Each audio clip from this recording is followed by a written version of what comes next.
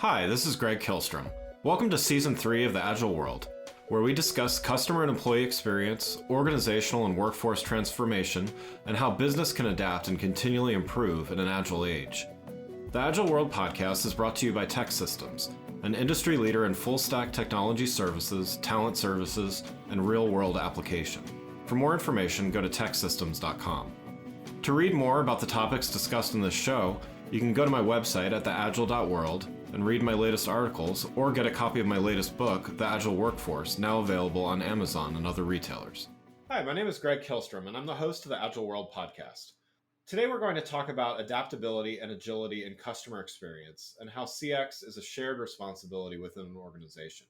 To help me discuss this topic, I'd like to welcome Steve Pappas, head of US and CMO at Panviva and host of this podcast at scienceofcx.com.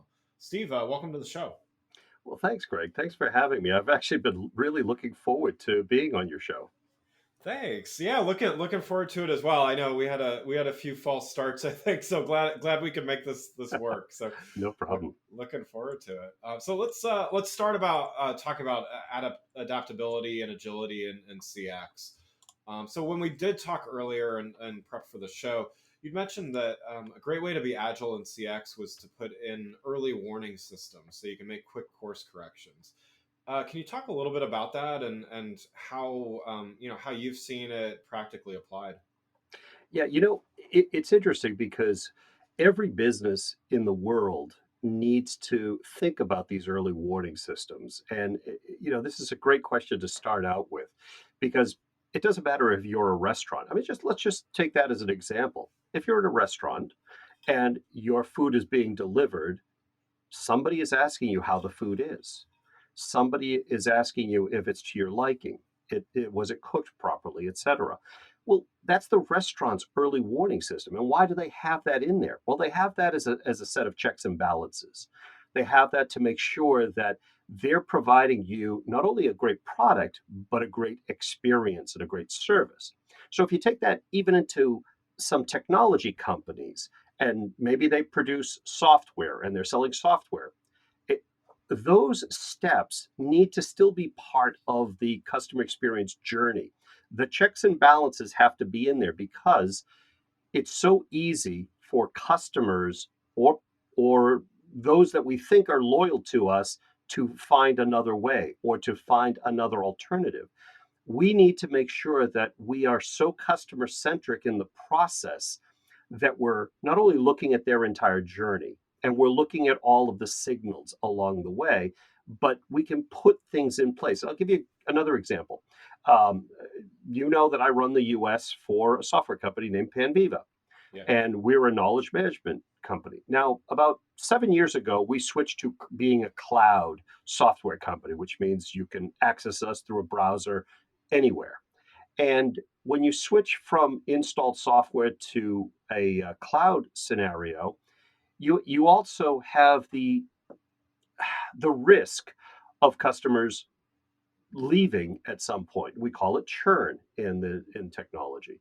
And so to do that, to make sure that we have covered all those bases, because we're an extremely customer centric company, and obviously my philosophy is the customer is absolute gold in every step of the way. I put various ways in there. One of the things that I did was I put in what we call a pro session, called the Panviva Pro session. No matter what service they've bought, no matter what product they've bought, every single customer gets 1 hour a month to sit down with an expert, and they can discuss things. They can look at new features, new products. They can ideate a little bit about some new project that they've got coming up, or the expert will work the problem for them in a brainstorming manner or what have you. And the reason why I put that into place is that you need these checks and balances, as I call them early warning systems, so that you're always getting the pulse of the customer. You're always understanding whether or not something is not right, something you can Yeah. fix now rather than later. Does that make sense, Frank? Yeah, it does. It does. And that's, that kind of leads to there's an employee experience component to this as well. Cause, I think, you're mentioning this software has a capability to, enable communication, but there's somebody on the other end, whether it's in the restaurant example that you mentioned, where there's physically a server going and checking up, and maybe they can read body language even if the person says everything's okay. If they're grimacing while they say it's fine, they can Right. kind of read the body language there. Similar enough, different but similar enough in the software world. It's like there's often a human on the other end of those things, interpreting results and stuff. So, how do you see that employee, whether it's employee experience or simply just the employee relationship to customer experience? Well, wherever there is a symbiotic relationship of employees operating in any kind of an interaction with a customer, it could be an interaction or it could be the transaction that's happening right then and there, or it could even be on behalf of maybe a supportive role like a billing role or credit check role or something behind the scenes.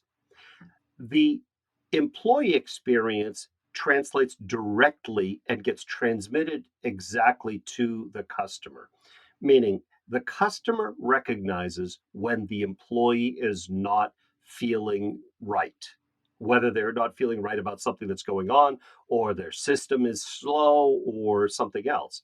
So the employee's experience can unfortunately be transmitted to the customer, which we never want. We never want to show that. We always want the customer to see our employees as right there, ready to help them, able to support and provide the best of care. It doesn't matter if it's in a hospital or a healthcare situation, or it's at the local electronics store, right? Yeah. So the difference though is we have to think about the employees when we have a CX strategy. So when a CX strategy gets put into place, it needs to be not only a top down method, meaning the head of the organization or the head of strategy could be a CEO, could be the owner, it could be the proprietor, whoever it is then putting a strategy in place that all others need to follow. But that doesn't take into account the fact that the employees are going to feel like something is thrust upon them. Even if it's a new CX strategy, a great one, they're still going to feel like, okay, I wasn't part of this Right. solution. So I always advocate, and maybe we'll talk about it a little bit later in the show, in my simple CX approach, is that we have to make sure that we are engaging the employees at the beginning of a CX strategy because they're the ones that are going to execute on it. They're the ones that are going to make it operational. Because you really can't say, well, we've made these changes, these processes, these procedures, these systems, these have all changed. And now you're going to execute on those. So maybe it's a call center, and all of a sudden, a new CX strategy is put into place. Some training might have happened. But when the rubber meets the road, how does operator number 27 in Omaha, Nebraska realize what the changes were? Do they go over to a drawer and take out this big map, this customer journey map, and figure out where they are at every point? That's like driving down the highway and having the physical map up in front of your face. You Yeah. don't know where you're going and you can't handle what's thrown at you by the customer. So I always say that it's better for the employee to be part of the process to uncover the gaps so that let's get them out on the table and let's have a sharing atmosphere so that they're not only part of figuring out where the problems and the gaps are, but now you're going to have a very engaged switch on set of employees ready to carry out the new process, and Yeah. that translates directly to the customer, and the customer can hear the smile in their voice. Yeah, I mean, because to your point, you can have the greatest strategy in the world, but if no one is executing it, it's just a really nice document that someone created that sits on a shelf somewhere or on a Exactly. desktop somewhere or whatever. And yeah, and so you referred to your to simple CX, to your methodology. Why don't you explain a little bit more about that, and how does it differ from some of the other schools of thought? So I've been involved in CX as long as I can remember. Before it was called CX, it was called customer centricity. Before that, it was just how to handle the customer. And I pretty much had no choice in the matter. I grew up in a family of businesses. All of my relatives own businesses. Matter of fact, when my family emigrated to the US from Greece in the late 1800s, the first thing they did was they started a trucking company and a produce company. A few years later, they started a candle making company.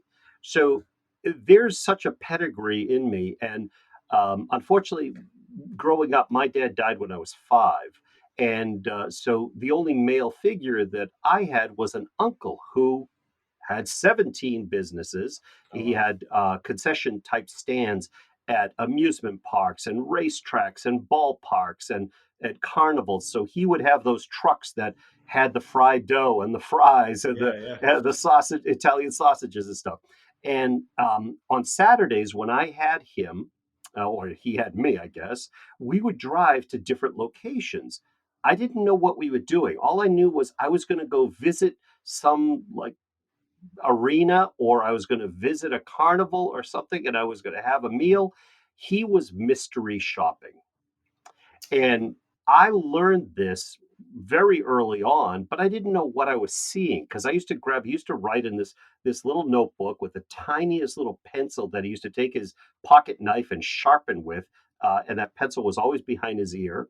And he would write things down like didn't tip his hat. I didn't know what that was.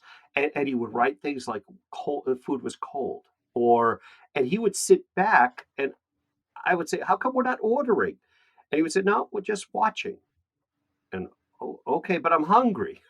Right, A right. little kid. Yeah, you're a kid, right? Yeah. And I was watching him just watch the business because people didn't know him. They knew the general manager of each location, but he would mystery shop it right and left. And it's like that throughout my family. So I had no real choice in the matter. But what I learned along the way was there are methods to how you treat, but you've got to feel it, right? You've got to really feel and pain for the customer and understand the customer's problems. So, because I've been involved in customer experience from all the traditional methods of analyzing and mapping and going through the general accepted methods, what I found was there were a lot of gaps in there. And I noticed that the employees weren't really well represented in most of the traditional methods. That it was hard for people, the general from middle management down, to really grasp onto it. So I was looking at a lot of the CX strategies that just were not seeing the light of day because along the way it started being like a game of telephone. It would come down through the layers of management and all of a sudden it just fizzled out. Yeah. So what I set out to do was I really set out to do something that was, as I said earlier, a top down but a bottom up. So that everybody, including the transportation department, including the lunchroom department, including the folks that handle the facilities, everybody can understand what CX is. They can understand how to do it and approach it from a very simplistic perspective and they can be part of the solution. That's what I set out to develop with this methodology so that everybody understands it from day one. And it's not hard, it can be facilitated very easy. Yes, you could go deeper with it and it can become an evolution. So it's meant to even evolve within an organization. But in a first pass, everybody has a say. Yeah. Yeah, I mean that's so important, I think. And so, how do you what is a realistic expectation as far as this may be hard to, generally articulate, but what's a what's a realistic expectation for an organization to have that, when you talk about everyone understanding CX, what exactly does that mean? How in the weeds are they getting, and what should the expectation be? That's a really good question because the goal here is not is not really to make it an in the weeds kind of a scenario, but to elevate people's thinking in the business, right? Mm. To get them out of the weeds and get them thinking how we can get better in touch with our customers to develop better relationships so that we can scale and sustain a much longer relationship. And what that really means is, how can we increase our business with them? How do we make them want to work with us more because we're making things frictionless and we're able to recognize our faults along the way because nothing's perfect, but recognize along the way what we need to do. So this is more about changing mindsets and giving them a way to view how the customer relationship should look. Along the way, yes, you do recognize where the gaps are. Some of the gaps are not just internal. It's not just something that we do differently. Some of the gaps are externalized, and you've got to look at those because there are a few steps here, but nothing's hard about it. It's a very simplistic type of approach, so that you can really get into the mind of the customer better than the traditional methods. And at the same time, you get an actionable plan at the end of each step so that now you've got something to say, okay, well, here are the actions we've got to take. Let's put these into place. And then once we do that, let's move on to another one Yeah. because it's meant to be bite-size CX strategies. Nice, nice. I like that. And what role does measurement play in that? Is everybody kind of bought into that part as well, or like how how I guess how read into some of the CX measurements is the average employee in that case? Well, there are measurements at every step, right? So Yeah. we tend to use a slightly different scale, but there are measurements on every single step within the process itself. The Again, not the traditional approach, but it's meant to be something that people have the ways of having their own checks and balances, no matter what job they do, because not everybody really is thinking about CX. It should be something that is organic, that just happens. It becomes woven into the culture and into the fabric of the organization. It's just like, when you sit down and you develop a new vision statement or a mission statement, how do you make that part of the fabric of the organization? Right. It's the exact same way. Remember, when you develop a vision statement, it has to be simple, it has to be attainable, and it has to be something that everybody in the corporation buys into. And your mission statement has to be what faces the world. Well, Yeah. you need to do the same thing with CX. It's almost like when we talk about service level agreements, SLAs, in all parts of business, it's almost developing a CXLA, your customer experience approach to that, the CX level agreement. What are you as a company willing to promise your customer? Yeah. Now, I like that. there are It's good. companies out there that make that promise. I mean, you could look at some fast food, Chick-fil-A versus others, Right. right? What's the promise you're willing to put out there in that statement, in the vision statement, the mission statement? Change it. Change it to be customer experience focused, right?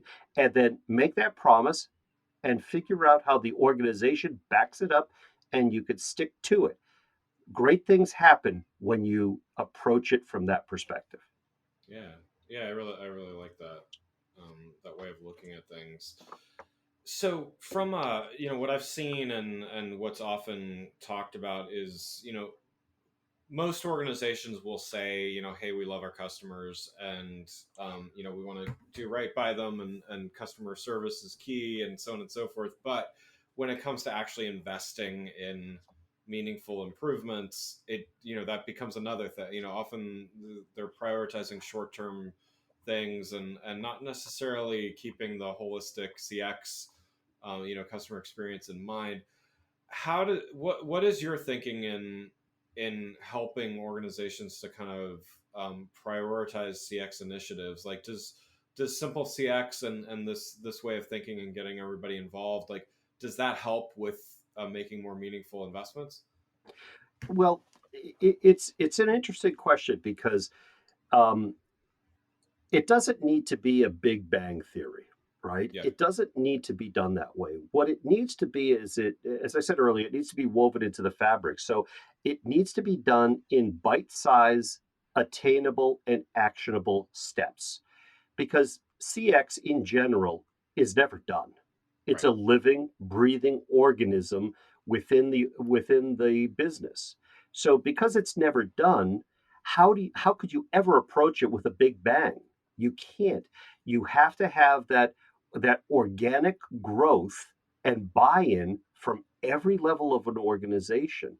So by looking at it in a more simplistic view, you have a better chance of it penetrating all of the layers within your organization. And since you're looking at it from the outside in, from the customer's perspective inward, now the customer gets all the benefit of all that work. Yeah. That's the approach. There are multiple steps, and I could share stuff with your listeners if you want, and show notes or what have you. But there are also exercises. Every step of the way, it's an exercise. There's nothing hard about it, but the exercises make the team members, and you could do it on a Zoom call or whatever. They make the team members start to think through the customer's eyes and they Yeah. start to look at it that way. Actually, one of the first things that we do, one of the very first things is let's define customer experience. Now, that sounds very simplistic and maybe overly so, but think about defining the customer experience in your words, you as an individual or as a consumer yourself. How would you define customer experience? And Right. then think about put yourself in the shoes of your customer. How would they define customer experience by doing business with you? Then look at how does your company define customer experience? And immediately, I guarantee you'll see gaps.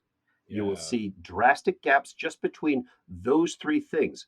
If that's the case, you've got a little bit of work to do. It's attainable, but there's a little work if there are gaps and we're not all aligned. If you're not aligned as an individual, as an employee, the customer might not be aligned because they have different expectations of doing business with you.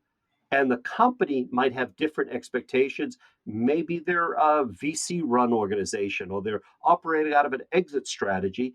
And maybe they push product out there before it's time, or there could be lots of factors, but how they define customer experience at a company level is important because that's immediately going to translate it to the individuals at the employee as well as out to the customer.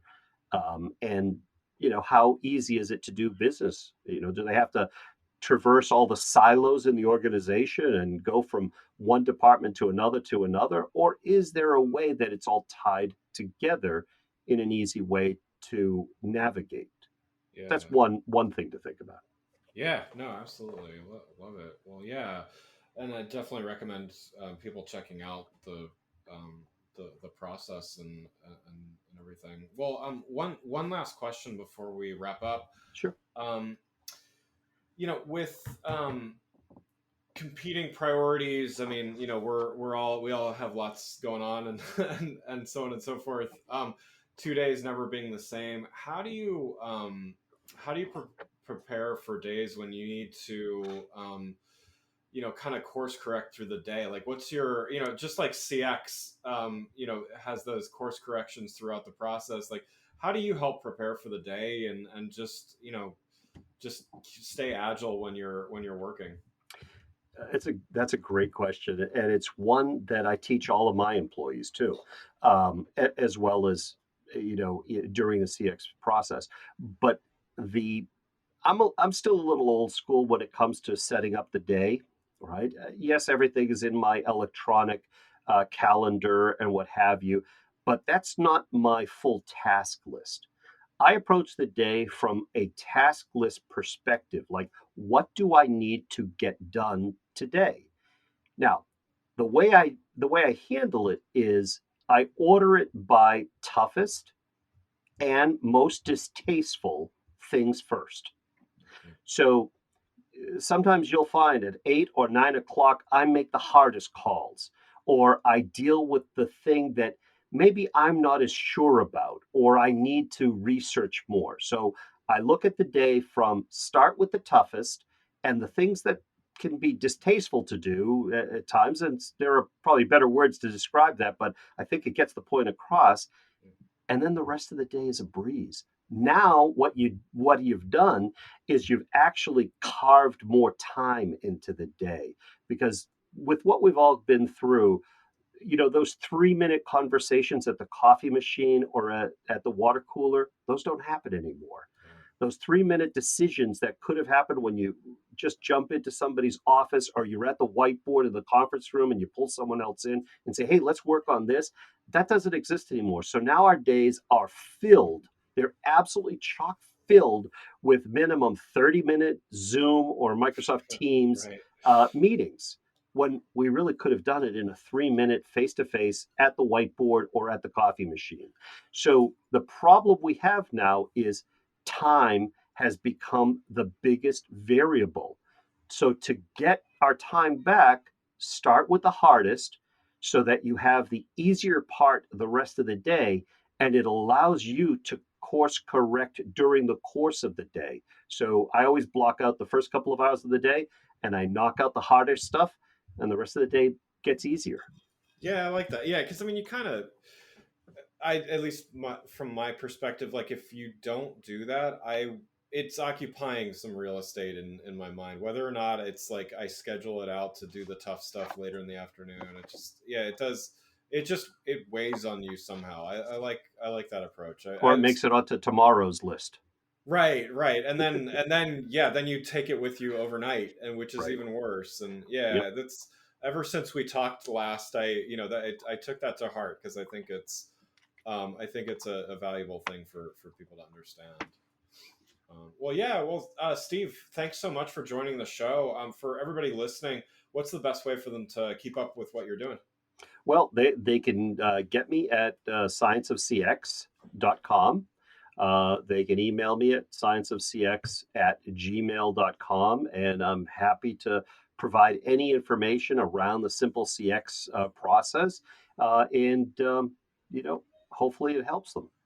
Great, great. Well, again, I'd like to thank Steve Pappas, head of US and CMO for Panviva and host of the podcast at scienceofcx.com, for joining the show. Thanks for listening to The Agile World with Greg Kihlstrom. See you next week. Thanks again for listening to the Agile World podcast, brought to you by Tech Systems. I'm your host, Greg Kihlstrom. If you enjoyed the show, please take a minute to subscribe on your podcast channel of choice and leave us a rating so that others can find the show more easily. You can learn more and get a copy of my latest book, The Agile Workforce, from my website at theagile.world.